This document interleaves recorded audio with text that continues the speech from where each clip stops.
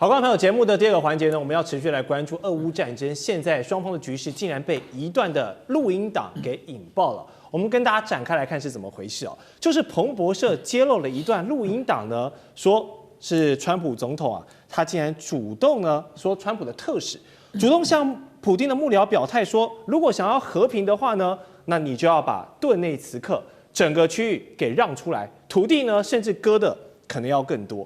那这段录音还证实了这份28点的和平名单，其实背后的主笔者呢，可以说就是整个川普团队来亲自打造的。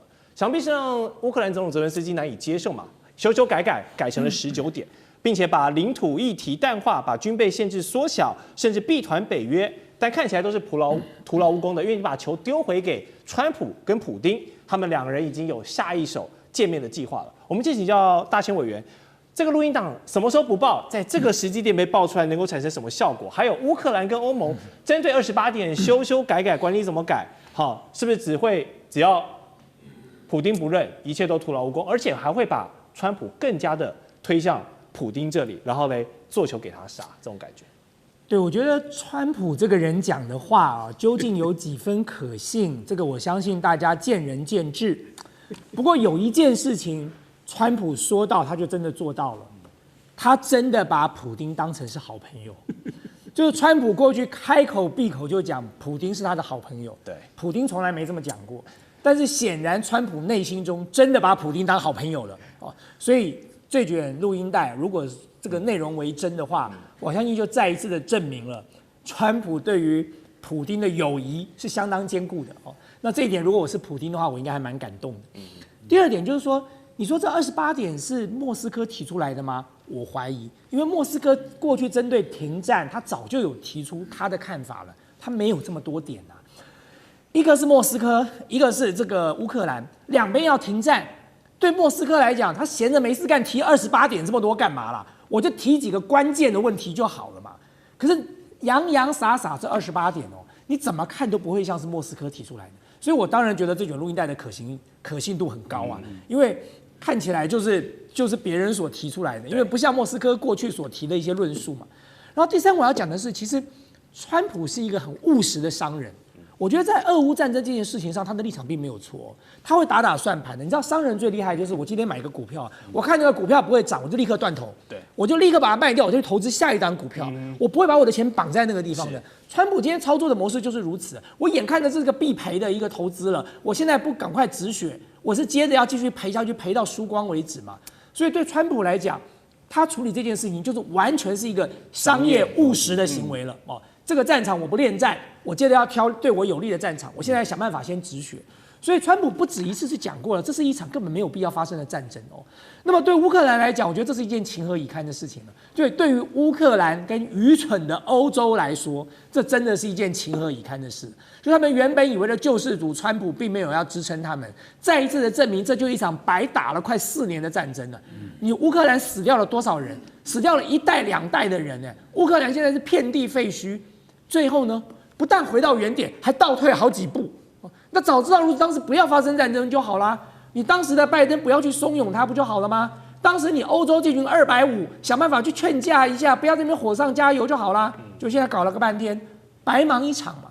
所以这28点，你说变成19点，俄罗斯会不会接受？我觉得关键就在于说，俄罗斯所讲的那几点有没有在里头嘛？如果不在里头，那当然就很难达成共识。那你说对川普来讲？那他接下来会做的是什么呢？他接下来我猜啦，他当然会表面上各打50大板，然后再一次表达说他对克里姆林宫很不开心，但是最后呢，他还是会施予强大的压力在乌克兰身上，因为他是一个务实的商人，他知道这一局美国是赚不到好处的。是，确实哦，刚刚委员有跟我们提到，川普跟普丁两人之间的关系到底有多紧密，是不是真的是麻吉好朋友呢？这个我们还可以从俄罗斯方面有一个动作。彭博社的揭露还包括了指出，俄罗斯也准备了一套商业合作的大礼包啊，要回献给川普。我们来看看，包含了北极的能源、AI 的合作，到马斯克的白令海峡海底隧道等等，很有想象空间的题材。它简直就是一场顶级的商业交易，可以说有噱头、有赚头。那这不就是川普总统最爱的东西吗？那前 CIA 局长说的更直接哦，他说川普他就是一个商人总统。那普丁提出的条件，简直打到点子上，太合他胃口了。所以双普他们之间的沟通，大家可能要用更商业交易的逻辑来思考。所以领土、裁军跟弃北约这3大核心利益上，叶老师如果觉得双普真的要谈，普丁的底线在哪里？什么是绝对不能动的蛋糕？我跟大家强调，这个川普所做的事情，他是跟这个普丁真的是当成好朋友来看待，已经好到就忘掉自己的目的跟立场了。其实普丁在这快4年多的战争，所有人都感觉到很惊讶，因为原来俄罗斯打乌克兰的时候，大家都以为4天就结束了，就搞成4年了，对不对？我跟你讲，这个战争不会结束的啊，至少的话呢，零零星星的会斗下去。因为这里面呢，我先回答你的问题啊。大家记得特别军事行动，其实它不是有3个核心利益，它是有4个啊。这个4个核心利益的话呢，你这边强调，这是领土的话呢，这个原来28条里面定的非常荒唐。这个顿巴斯地区包含卢甘斯克跟格涅斯克的话呢，通通归这个俄罗斯，对不对？那其中的话呢，还强迫这个乌克兰要撤军啊，有些地方他还没打下来。那赫尔松跟扎波罗热的话呢，也要打到哪停到哪里啊。克里米亚根本想都不要想，这是领土。第二个的话呢，就是原来的话呢，这个特别军事行动要求是非军事化，那这个是比较奇特的，就是说原来28条就讲要维持60万大军，其实我觉得这里头就有猫腻在里头啊，就是后来在19条上改成80万大军啊，那永远让乌克兰不能够加入北约，那这个是原来的内求。那另外还有一点的话，就是文化上，就是乌克兰要承认俄罗斯文也是他们的官方语言啊，这个原来28条都有。那我是觉得这里面有2点是非常非常有趣的。首先第一点呢，这事前呢是有一个媒体上的一个媒体。网络上的媒体不大 Axios 所报道出来的，然后呢，就是大家就一看完这28条，大家都凉了半截，就是这个好像是完全是站在俄罗斯那边讲的。然后卢比奥也特别，那个美国的参议员呢，也特别强调说，跟卢比奥谈以后，卢比奥讲说，这个28条是俄罗斯人起草的，是普丁授意的。好，大家一听哇，哗然，然后卢比奥马上就说啊，没这回事，是美国人起草，但是有考虑俄罗斯的意见。那这个28条本身来讲不公平。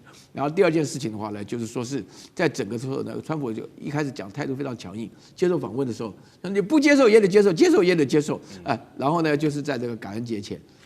今天、明天就是美国的感恩节，就现在要解啊！现在的话稍微改变，但是为什么这么急呢？其实里面我真觉得里面真正的原因啊，川普急急忙忙想把俄乌的冲突节省下来，另外捞了那个俄罗斯的真正的好处，你刚刚讲了也包了什么？讲的都是很荒的，就是很虚的。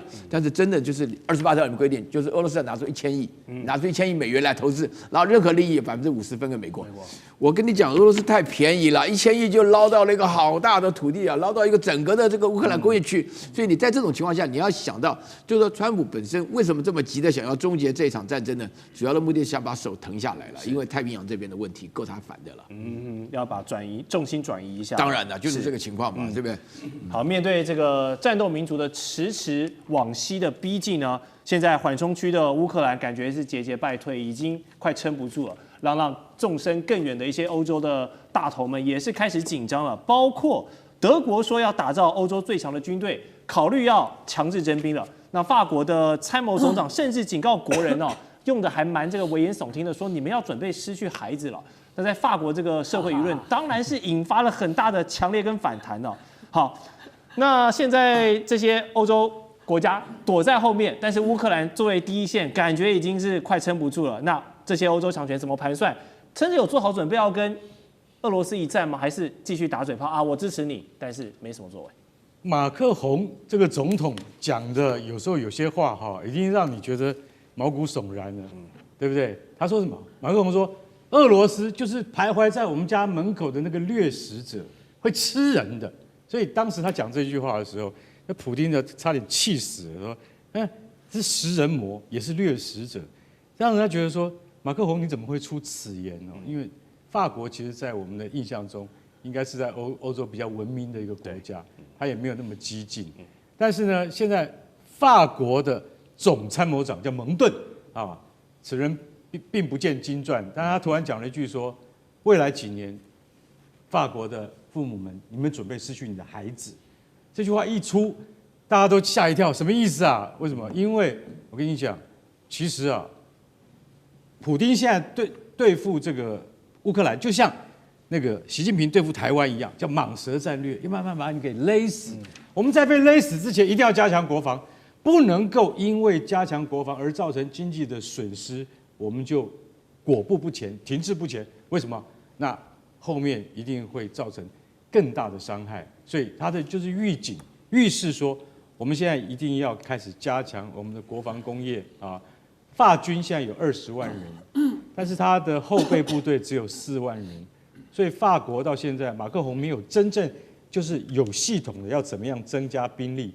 但是法国的军工产业的确已经开始渐渐在加强，有比如说制造他们像 ASMP 飞弹啊，还有它的标风战机啊，还有它的核子实力。其实老实讲一句，法国是在欧盟之中唯一具有核子武器的国家，另外一个国家是英国，但是它不在欧盟里面，所以法国其实它在整体的军力上面，当然你从二次大战跟1次大战的结果来看的话，法军的作战能力远不如德军啊。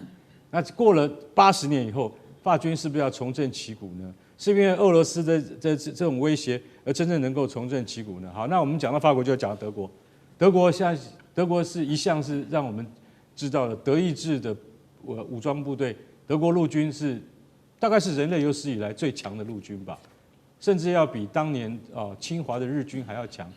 那德国陆军现在只有多少人呢？现在大概只有非常少人，他只有大概10几万，他不到20万。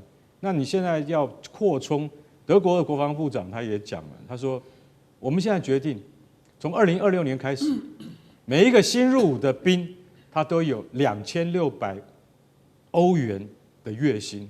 大家仔细听好，2600欧元是多少钱？相当于台币10万一个月。月入10万了。我们台湾的年轻人啊，都要羡慕到死掉。为什么？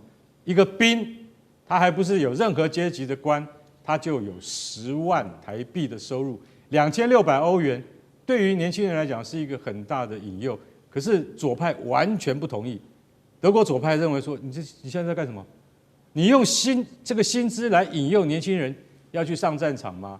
我们爱德国，但不一定要让他们都上战场。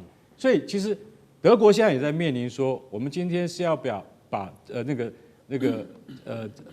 等于是现在还是募兵改成征兵制啊？如果真的欧洲局势紧张的话，德国是可以改成征兵制的。在这个2大国家之中，现在对俄罗斯的态度是这样。可是我再讲一句实在话他们要真正能够达到，就说照他们的意思达到他们的武力可以跟俄罗斯就是相抗衡的话，最少要10年。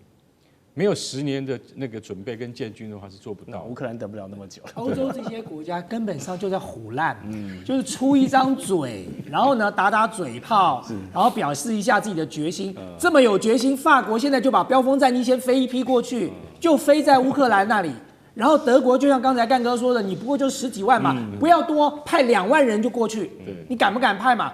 你都不敢做，你在那边鬼扯什么？马克龙说要派兵，讲了多久啊？那个兵到底在哪？前一段时间看到马克龙说他决定要援助乌克兰，我就想说到底援助什么呢？他要卖100架标风战机给乌克兰，你戴总就送他100架就好了，你还叫他买？然后呢，钱谁出呢？钱要欧洲国家出，然后欧洲国家根本就没有人想要凑这笔钱。法国经财政快完了，德国也完了，英国也完了。整个欧洲现在到底谁拿得出钱来，我都不知道。所以整个欧洲就是一群根本没有用的家伙，还要在那边每天在那边耍一些把式，好像自己可以影响这个世界。别鬼扯了啦！俄乌战争就是因为你们这群人越帮越忙的。